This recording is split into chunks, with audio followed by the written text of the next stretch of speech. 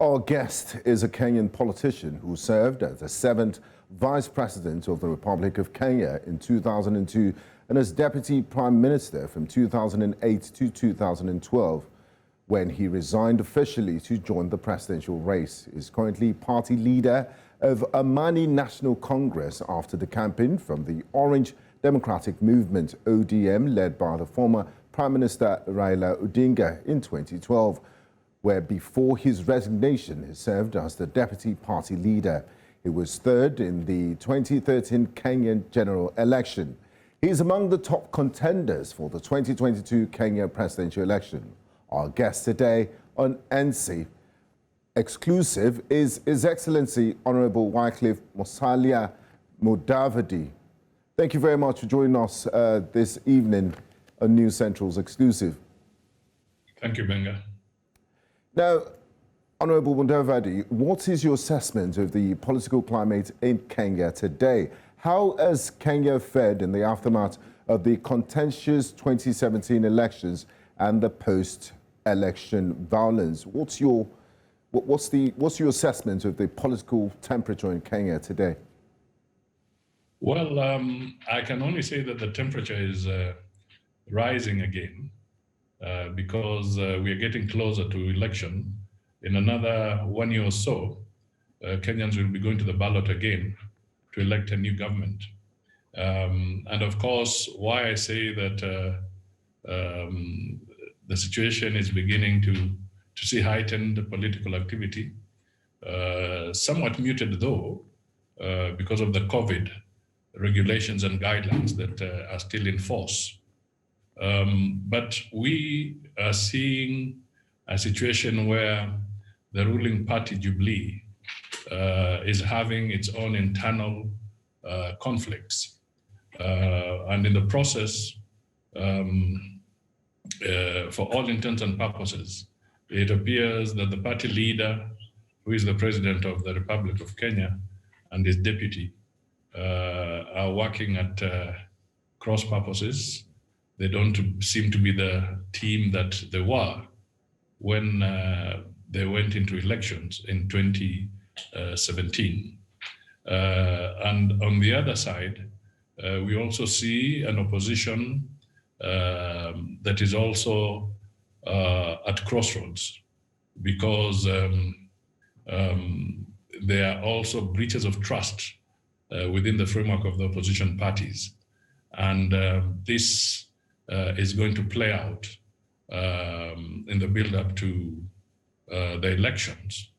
But one thing that is clear is that we hope that it can only be purely political competition that does not degenerate into any violence.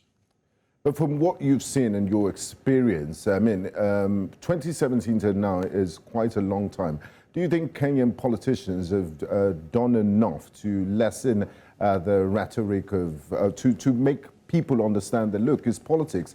Elections are a civic exercise and we're not going to war. At the end of the day, the country remains ours. So we don't need we don't need violence. We need to eschew violence leading to 2022 elections.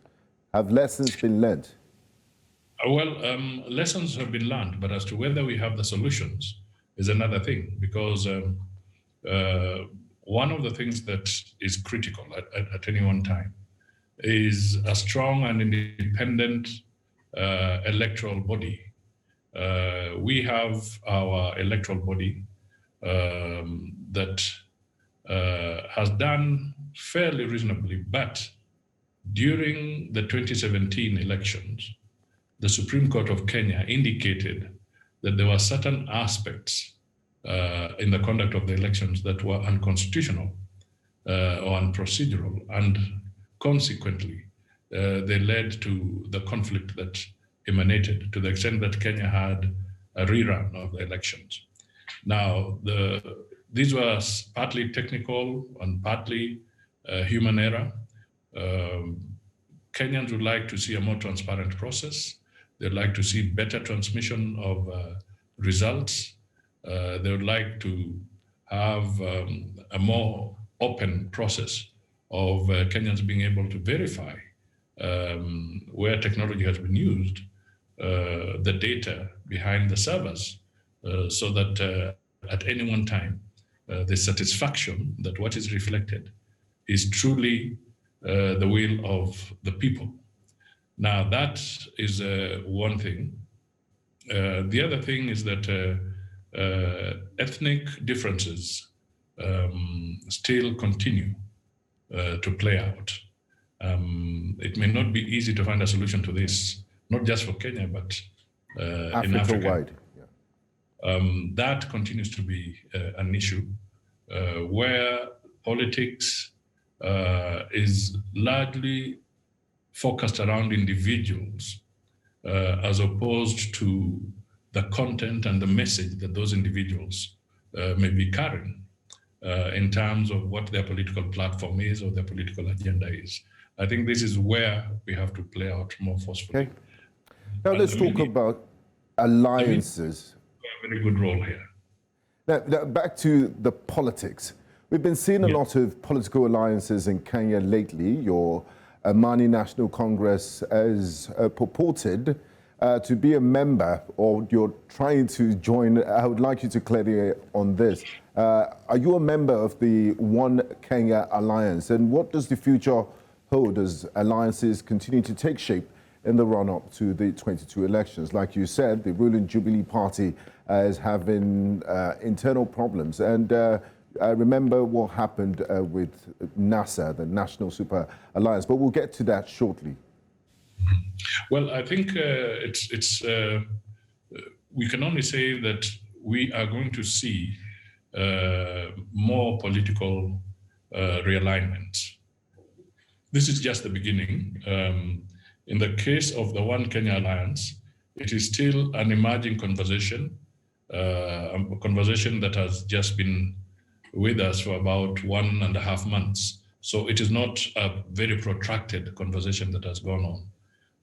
And there are some technical teams behind the parties that are interested in this, going through some very critical issues that can then be subjected to further political consensus before we can consummate what you'd call a formal coalition. Now, and then present to the Electoral Commission for registration. And present it for legal recognition. So that is, and no other formation has gone through that process yet. So do you have a time frame of when Amani National Party, when you would make that decision? Well, what we have alignment, the timelines that fall within the IEBC as to when parties must submit certain things. The electoral body has just released a timetable which runs as a rundown to the actual polling day. So in between there, we have an opportunity for parties to complete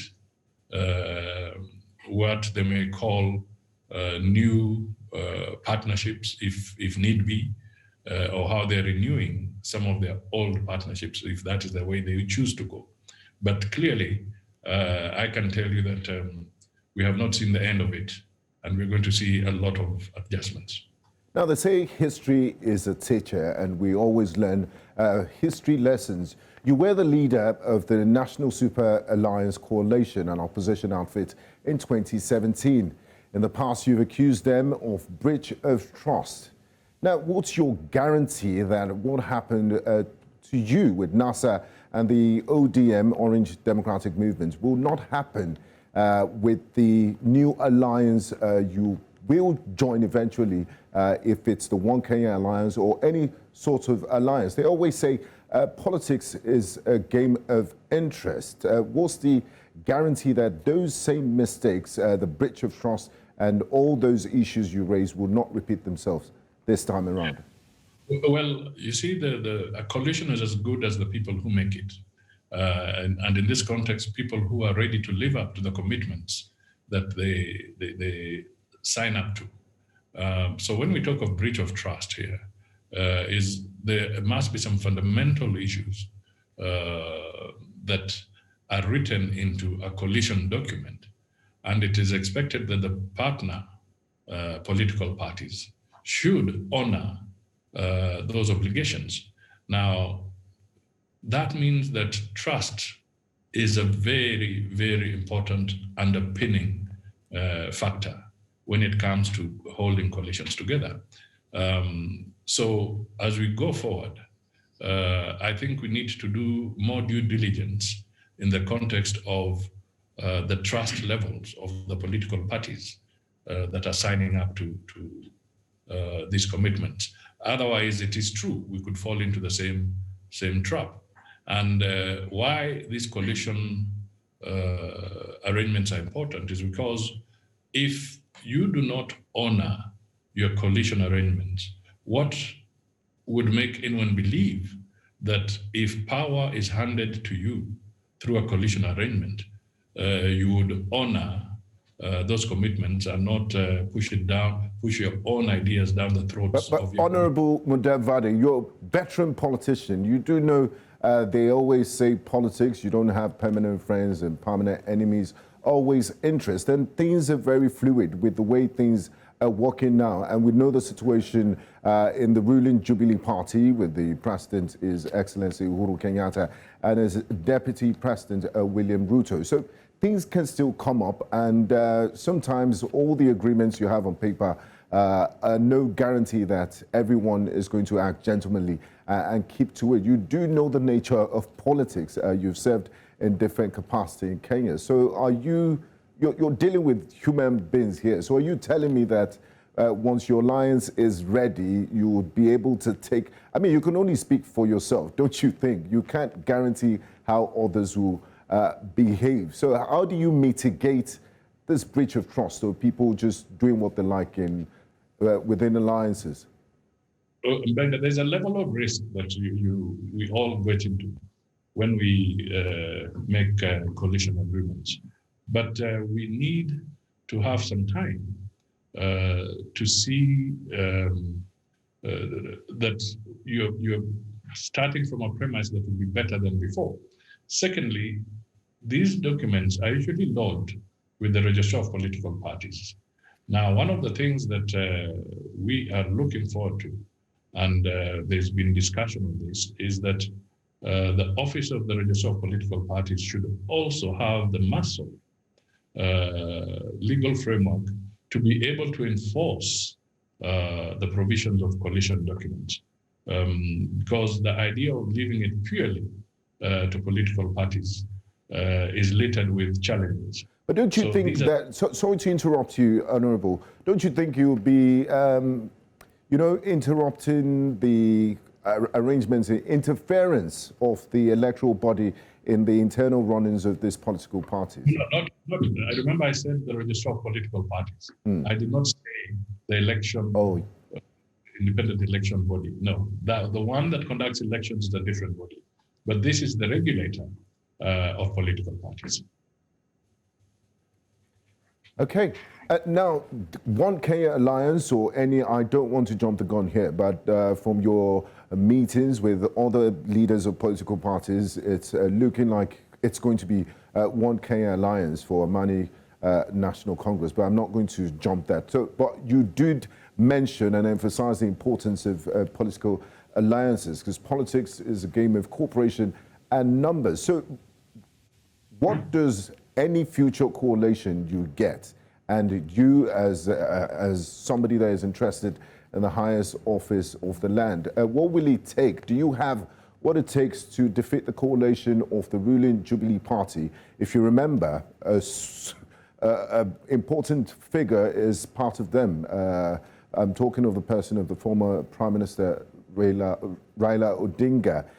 He's matched up with them and it's looking like it's going to be part of the Jubilee Alliance. And a lot of onlookers will say that's quite a powerful arrangement. Do you have what it takes to defeat the ruling party? And what are the lessons you've learned from the past? And what strategies would you be using?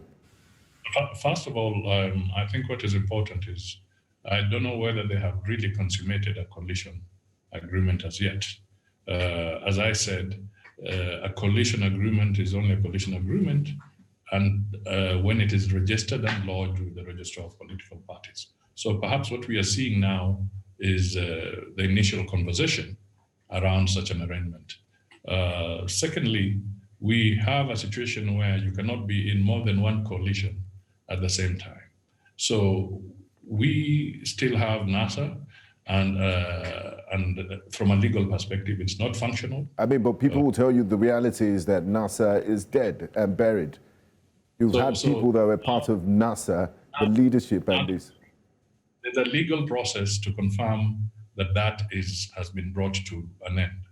Now, once that is done, then people will be free to execute other agreements. But that does not worry us because, as I said, Jubilee itself is also having its own challenges, and we are seeing it not holding out as the original Jubilee party. There are factions that are emerging there as well. So the question that will arise is what will be left of the faction that ODM may eventually have an agreement with. Now, Honorable Mudavadi, I want to put this to you on television. Are you interested in running for the highest office of the land? Are you interested in State House 2022? Yes, I am. I am interested in running for the presidency of this country. I'm happy you've confirmed that. Now, what if you don't emerge as the flag bearer of any alliance your party, the Amani National Congress, decides to join in the future? What will that be? I know it's a hypothetical question, but I mean, it's valid. That is something that it's a bridge that we shall cross if we get there. But what is important now is that we are working as the party leader of the Amani National Congress, ANC. We are consolidating, spreading our wings in the country systematically in preparation for a start at the presidency. And I suppose other political parties are doing the same, but we are focused. We want this to be the party of choice to be able to offer service to the people of Kenya. Now, Honorable Mudavadi, you have quite a long track record in politics, and you've served the Republic of Kenya in one of the highest capacities as Deputy President, as Deputy Prime Minister. You were a Finance Minister, and you've held other cabinet portfolios. Why do you want to be President of Kenya, and what do you think are the biggest issues you will prioritize if you emerge President of Kenya? What would you be campaigning on?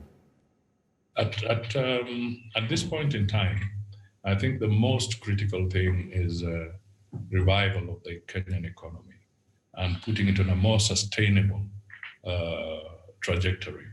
I say so because COVID or no COVID, we were straining. COVID just accelerated the challenges, but more than 2 million Kenyans have lost their jobs. The cost of living is very high at this point in time. We are heavily in debt as a nation. Our public debt is bearing heavily on our shoulders. And this is translating into higher taxes to the Kenyan people. And we are not directing resources where we will have a proper multiplier effect. We are now in a vicious cycle where we are borrowing to retire our debts. That is not good in the long run. So we need to have a very strong economic agenda for the people of Kenya. Secondly, we must put a lot of emphasis on improved governance in our country so that the delivery of services will be more efficient. Remember, we are also a country that has now embraced devolution. Politically, a very positive thing, some positive gains, but equally, it has brought its own strain on the Kenyan economy. tax and economy. So these are issues that will require a lot of focus across the board. And I believe I'm able to do that. Do you have a blueprint or strategy on how you plan to revive the Kenyan economy, or strategy, or you wait for your manifesto stage before you let the cat out of the bag? Well, definitely we will present our manifesto to the Kenyan people. But I can tell you that it is anchored on good governance, a strong economic program. In detail, we will have to go through some pain because the public expenditure programs will have to be relooked at afresh because we now have a situation where almost 70% of the revenues we are collecting are going back into debt repayment.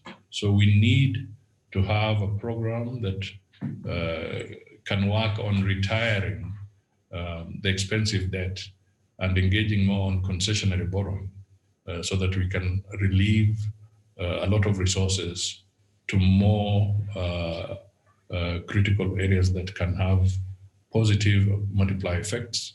We will have to focus more on the side of production, because if we look at the last few years, we have been more of a consumer society than one that is generating wealth. Now, Honorable Mudavadi, in the past, some people in some quarters have accused you of being a regional and tribal kingpin, and that you need to look beyond the Luya nation for pan-Kenyan mandate, that you're very popular in the West, you're very big, but you need to be president of the whole of Kenya. How do you plan to appeal to all the regions or make them accept you? Because politics of ethnicity is still one very big issue in Africa that, 60 years post-independence, a lot of countries they still have to grapple with that. What do you have to say about that? Well, all I can say is that I will never deny my heritage, and we should not. What is important is for us to learn to work with other Kenyans. And Mr. Beng, I can tell you that I have, in the past, lent support to Kenyans of other ethnic backgrounds in the quest for their presidency. And so for somebody to accuse me of somebody who is purely banking on at an ethnic group, then they're not being fair in giving the assessment about me. In 2002, I supported Uhuru Kenyatta. He's not from my ethnic background, but I gave him all the support. So that would not have been ethnicity. Subsequently, I've supported Raila Odinga of ODM. He's not from my ethnic community, but I've lent him support.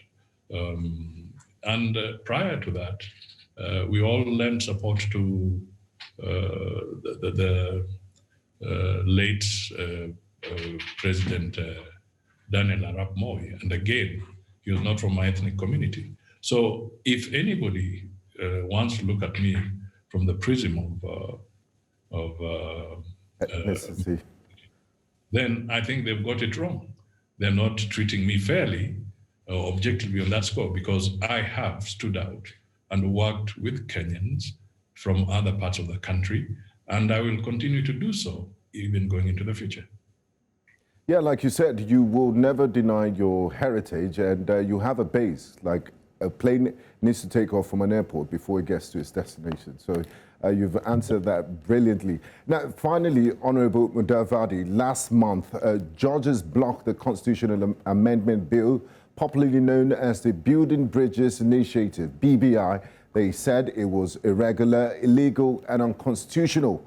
President Kenyatta and Raila Odinga argued that the proposed constitutional changes will end the winner-takes-all structure of Kenyan politics, which is often followed by deadly violence. What's your assessment of the BBI initiative, And what are the implications of the court ruling? Well, I can only talk of the implications of, because right now the same matter is coming up for appeal, I think starting tomorrow. So all Kenyans, I'm sure, have their eyes on the courts to see what the final decision shall be. Then thereafter, we can talk of the implications then. But what is clear is that the BBI had a mix of some positive aspects, some which could have been done through a parliamentary initiative, which would not have required a referendum. But there are others that have to be subjected to a referendum in accordance with our constitution. Now, going forward, I think we now have a new challenge. One, we are a year to elections. The IEBC has made several statements saying that their focus now is to prepare the country for the actual general elections. They've released even the timetable. So there are some constitutional guidelines and timelines that could become a challenge in the next few weeks, depending on the outcome of the court case. But right now, I can only say that the appeal submissions and arguments start tomorrow. And we as Kenyans, or at least me in particular, I will want to look at the implications after the judgment has been made. I guess that's where we'll leave it on today's NC exclusive. Your Excellency Wycliffe Musalia Mudavadi, it's been an absolute pleasure talking to you on News Central's exclusive. We do appreciate your time and your insights, and we look forward to talking to you much later when all the alliances have come together and we're closer to the 2022 general elections. Thank you so much.